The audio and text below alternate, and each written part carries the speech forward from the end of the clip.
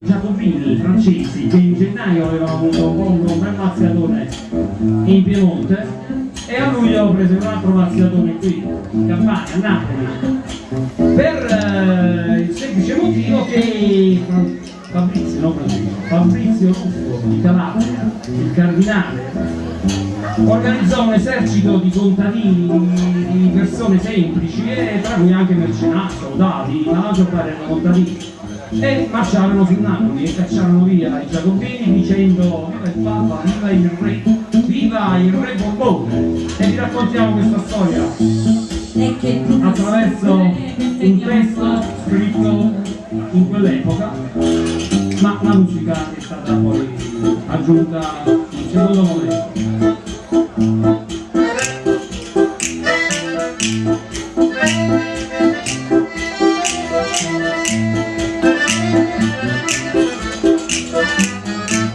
Allo suonare la gran caccia viva un popolo vascio, allo suonare tamburino sorrisorto di pulire, allo suonare campana viva violini popolari, allo suonare la violino ardiamo i giacobini. Suona, suona Carmagnola, suona il consiglio di Correggio.